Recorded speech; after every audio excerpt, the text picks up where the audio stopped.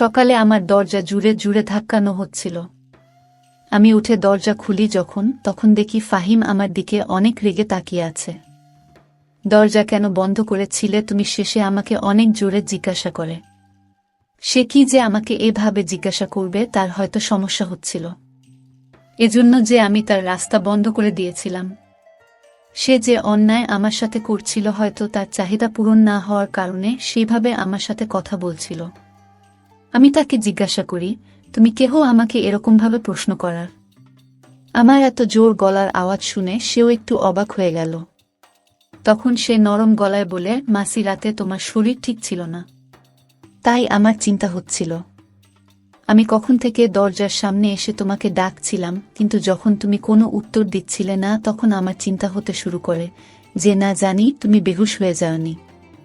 সেই জন্য আমি দরজা খোলার চেষ্টা করি, কিন্তু দরজা বন্ধ ছিল। সেই জন্য আমি চিন্তিত হয়ে যাই। তুমি দয়া করে দরজা লক করো না। তার মিথ্যে নাটক আর আমার জন্য মিথ্যে চিন্তা করা দেখে আমার ভীষণ রাগ হচ্ছিল। আমি কড়াভাবে বলি, তোমাকে আমার জন্য চিন্তা করার কোনো দরকার নেই। এরপর নিজের ঘর থেকে বাইরে চলে যায়। নিজের জন্য জলখাবার বানিয়ে খেয়ে পাশেই এক বান্ধবীর বাড়িতে চলে যায়। আমার পাশের বাড়িতেও আমার বয়সী একজন মেয়ে থাকত, সে বিবাহিত ছিল। যখনই আমার বর দেশের বাইরে যেত তখন সে আমার খেয়াল রাখত। আমার তার বন্ধুত্ব অনেক ভালো ছিল। তার বর আমাকে নিজের বোনের মতো দেখত।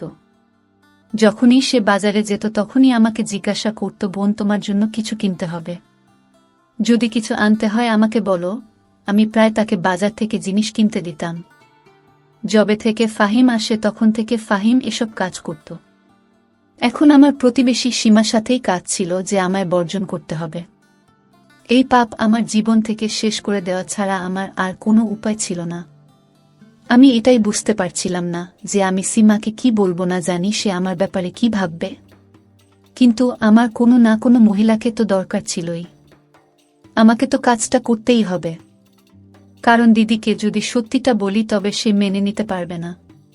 যদি নিজের বরকে এসব কথা বলতাম তাহলে তো সে আমাকে আর কখনো নিজের বউ বলে মেনে নিত না। আমার সংসার বরবাদ হয়ে যেত। আমি যে কি জায়গায় ফেঁসে গেছিলাম তা শুধু একমাত্র আমি ভালো করে জানতাম। আমি একজন নতুন লেডি ডাক্তারের কাছে গিয়েছিলাম আর বলেছিলাম যে যদি আমার কাজ ঠিকভাবে করে দেয় তবে তাকে আমি ভালো টাকা দেব। সে মহিলা ডাক্তার রাজি হয়ে যায়।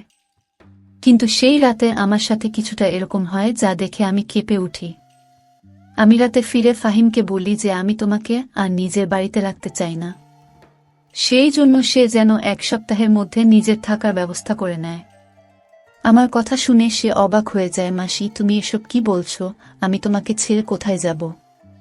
আমার কোনো ব্যাপার না, আমি কোথাও একটা থেকে যাব, কিন্তু মাসি তুমি একা কি করে থাকবে? ফাহিমের কথা শুনে আমার রাগ হতে শুরু করে। আমি বলি, তুমি আসার আগে আমি একাই থাকতাম। যত তাড়াতাড়ি সম্ভব নিজের জন্য থাকার জায়গা খুঁজে নাও। সে কোনো উত্তর দেয় না, কিন্তু তাকে দেখে চিন্তিত মনে হচ্ছিল। আমি নিজের ঘরে এসে শুয়ে পড়ি। এখন আমি নিজের ঘরের দরজা লক করে রাখতাম। কিছুক্ষণের মধ্যেই আমি ঘুমিয়ে পড়ি। তারপর আমার আর কিছু মনে ছিল না। রাতে যখন চোখ খুলে তখন মনে হচ্ছিল যে আমার পাশে কেউ শুয়ে আছে, কিন্তু আমার ঘরে অনেক অন্ধকার ছিল। এতটাই অন্ধকার ছিল যে আমি সেই মানুষটাকে দেখতে পাচ্ছিলাম না। শুধু এটা মনে হচ্ছিল যে আমার পাশে কেউ শুয়ে আছে। আমি অনেক ভয় পেয়ে গেছিলাম।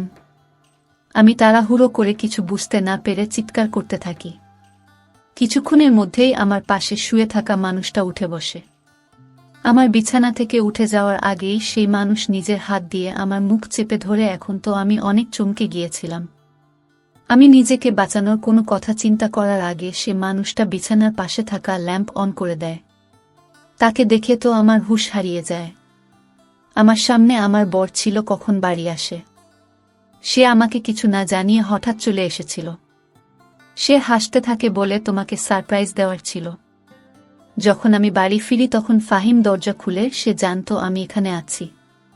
যখন আমি ঘরে আসি তখন ঘর লক ছিল। তুমি জানো, জানলা দিয়ে আমাকে ভিতরে আসতে হয়েছে। তুমি তো অদ্ভুত। এখানে কি এমন অচেনা ব্যক্তি আছে যে তুমি দরজা লক করেছ? তার কথায় আমি উত্তর দিতাম। সেই সময় আমি মন থেকে অনেক ভেঙে পড়েছিলাম। সেই জন্য সোহানের গলা জুড়িয়ে আমি অনেক কাঁদতে থাকি। সে ভেবেছিল যে সে ছিল না বলে আমি উদাস ছিলাম। সেজন্য এভাবে হঠাৎ তাকে সামনে দেখে কেঁদে দিয়েছি। সত্যিটা অন্য কিছু ছিল। আমি জানতাম আমার উপর দিয়ে কি ঝড় বয়ে যাচ্ছে। সে আমাকে সান্ত্বনা দিতে থাকে। সকালে যখন আমি উঠি তখনও সোহান ঘুমাচ্ছিল। আমি অনেক চিন্তিত ছিলাম, আজ আমাকে ডাক্তারের কাছে অ্যাবর্শন করতে যেতে হবে। কিন্তু সোহানের উপস্থিতিতে এটা সম্ভব নয়। আমি এটা ভেবে চিন্তিত ছিলাম যে সোহানের কাছে কি অজুহাত দেবে, কি করে এই কথাটা লুকাবো। আমি চিন্তিত হয়ে বাইরে বসেছিলাম।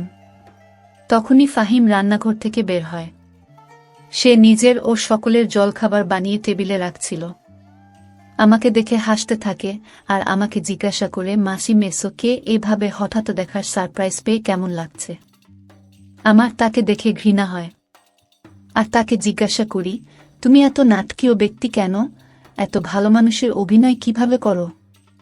তুমি লজ্জা লাগে না তোমার? একদিকে মাসি বলে ডাকো আর অন্যদিকে। আমি এসব দেখে দেখে বিরক্ত হয়ে গেছিলাম। সেই জন্য কোনো কিছু ভাবনা চিন্তা না করেই মুখে যায় এসেছিল আমি বলে দিয়েছিলাম। সে এতটাই মিলছিল। সে তখন আমাকে অবাক হয়ে দেখছিল। আমাকে বলে, মাসি কি বলছো তুমি? আমি তোমার কথা কিছু বুঝতে পারছি না। আমি এমন কি করেছি যার জন্য তুমি আমার সাথে এভাবে কথা বলছো? ফাহিমের কথায় আমি তার দিকে অবাক হয়ে দেখি আর নিজের ঘরে চলে যায়। সোহান তখন ঘুমাচ্ছিল। আলমারি থেকে নিজের রিপোর্ট বের করি আর ঘরের বাইরে চলে আসি। সিহাব টেবিলের পাশে দাঁড়িয়েছিল। আমি সেই রিপোর্ট তার মুখের উপর ছুঁড়ে মারি আর তার মুখের সাথে ধাক্কা লেগে মাটিতে পড়ে যায়। বলি, এটা পড়ো আর নিজের নোংরা মুখ নিয়ে সোহান ওঠার আগে আমার বাড়ি থেকে বিদায় হয়ে যাও। আমি ওকে রেগে রেগে এই কথাগুলো বলি, কারণ আমি চাইতাম না কোনোভাবে সোহান এই কথা জানতে পারুক। ফাহিম রিপোর্টটা মাটি থেকে তুলে খুলে যখনই সে সেই রিপোর্ট পড়ে তখন তার মুখের রং ফিকে হয়ে যায়। তার হুঁশ উড়ে যায়। তার কিছু বলার আগে সোহান বারান্দায় আসছিল। জানি না কিভাবে, কিন্তু সে সোজা ফাহিমের কাছে আসছিল। রিপোর্ট তার হাত থেকে নিয়ে পড়তে শুরু করে সেটা দেখে তো আমার প্রাণ বেরিয়ে যাওয়ার মতো অবস্থা হয়। আমার সংসার নষ্ট হয়ে যাবে। সোহান তো আমাকে তালাক দিয়ে দেবে। আমার খুব বাজেভাবে মাথা ঘুরে যায় আর আমি পড়ে যাই।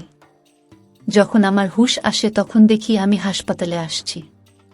আমার হাত কাঁপছিল আর সোহান আমার দিকে দেখছিল। ফাহিম ও সেখানে দাঁড়িয়েছিল। আমি সোহানকে দেখে কাঁদতে থাকি। আমি বলি, আমার কোনো দোষ নেই। ফাহিম আমাকে ঘুমের ওষুধ দিত। আমি কিছু জানি না। দোহাই আমাকে তালাক দিও না। আমি তোমাকে অনেক ভালোবাসি। আমি তোমাকে ছাড়া বাঁচতে পারবো না। আমি বিছানায় শুয়ে তার হাত ধরে তার কাছ থেকে ক্ষমা চাইছিলাম। শেষে আমার হাত ধরে বললে, তুমি চিন্তা করো না, আমি তোমাকে ছাড়ব না। আমি আবার নতুন করে তোমার টেস্ট করিয়েছি। তুমি গর্ভবতী, হয়তো অন্য কারো রিপোর্ট তোমার রিপোর্টের সাথে বদলে গিয়েছিল। না তুমি দোষী আর না শিহাবের কোনো দোষ আছে। এরকম কিছু নয়, তুমি তার চরিত্রের উপর সন্দেহ করো না। শুধু রিপোর্টও অদল বদল হয়ে গেছিল। এটা একটা ভুল বোঝাবুঝি হয়েছে। ফাহিমের উপর যখন আমার নজর পড়ে তখন সে কাঁদছিল। তার মুখ থেকে কোনো শব্দ বেরোচ্ছিল না। ও শুধু কাঁদছিল। আমাকে দেখে আমার কাছে এলো আর বলল, মাসি তুমি কি করে ভাবলে যে আমি তোমার সাথে এরকম করতে পারি? আমি আমার মা আর তোমার মধ্যে কখনো কোনো পার্থক্য করিনি। আমি তো কখনো কোনো অচেনা মেয়ের দিকে চোখ তুলে পর্যন্ত তাকাইনি। তুমি তো আমার মায়ের মতো। আমি বললাম, আমি তোমাকে সিগারেট খেতে দেখেছি। সে বলে, আমি নেশা আর সিগারেট কখনো খাই না। হ্যাঁ, কখনো কখনো এমনি সিগারেট খাই। আমি তোমার খেয়াল এই জন্য রাখতাম যে ছোটবেলা থেকে আমি তোমার কোলে পিঠে করে মানুষ হয়েছি, বড় হয়েছি। সেই জন্য যেভাবে আমি আমার মায়ের খাবার আর ওষুধের খেয়াল রাখতাম সেভাবেই তোমারও খেয়াল রাখতাম। আমি যদি জানতাম আমার জন্য তোমার অসুবিধা হবে তাহলে আমি কখনো ওখানে যেতামই না।